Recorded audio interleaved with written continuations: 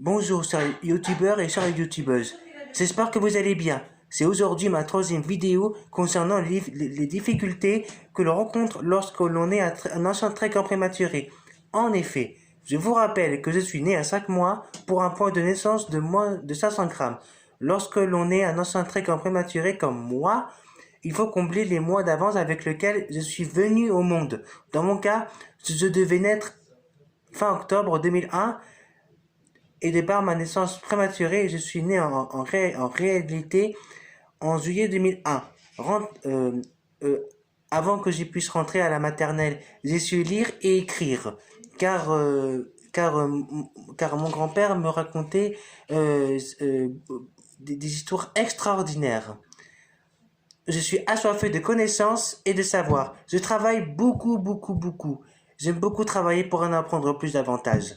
Rentré à 3 ans à la maternelle, l'institutrice ne comprenait pas que j'avais, de par ma grande prématurité, besoin de plus en plus de temps pour acquérir certains apprentissages, notamment le langage et le graphisme.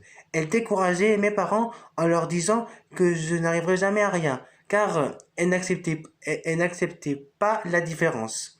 Mes parents, eh bien, leur a coûté, ont demandé avec insistance la présence d'une AVS, aide à la vie scolaire, pour m'aider dans mon apprentissage scolaire.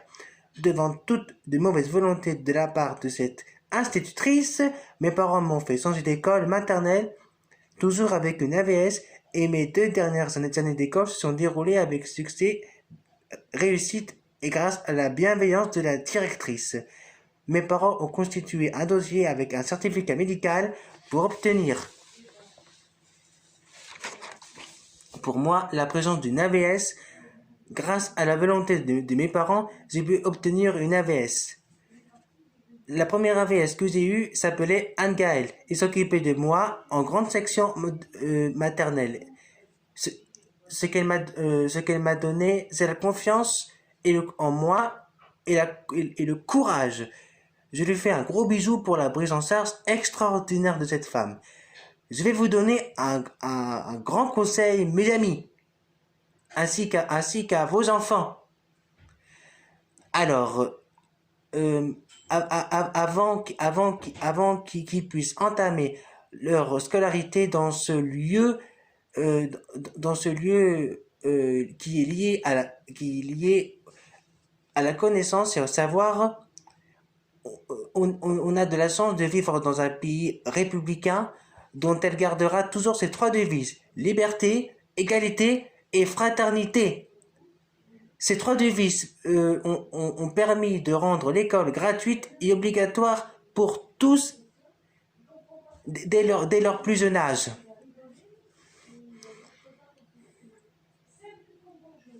Aussi, une loi datant de 2005 dit que vous devez scolariser les enfants différents jusqu'à l'âge de 16 ans. Même si les instituteurs ne veulent pas comprendre l'indifférence. Pardon, la différence, veuillez m'excuser pour cette faute de phrase. Aussi, quand l'enfant ne veut pas aller à l'école, essayez de voir l'instituteur, faites des des réunions éducatives pour comprendre ce qui ne va pas à l'école. Et surtout, essayez de parler avec votre enfant pour voir ce qui ne va pas et pourquoi pourquoi il ne va pas aller à l'école. Il peut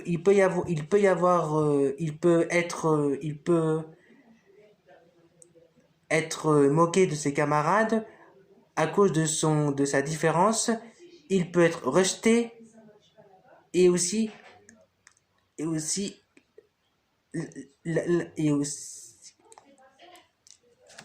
bon, je vous souhaite une très bonne journée, mes chers youtubeurs et chères youtubeuses. Je vous, je vous remercie de m'avoir écouté et je vous dis à très bientôt pour une nouvelle vidéo.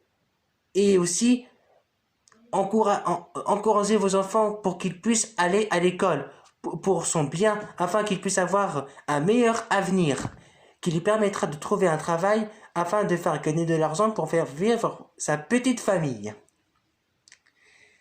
Ne jamais baisser les bras et aussi garder espoir pour votre enfant.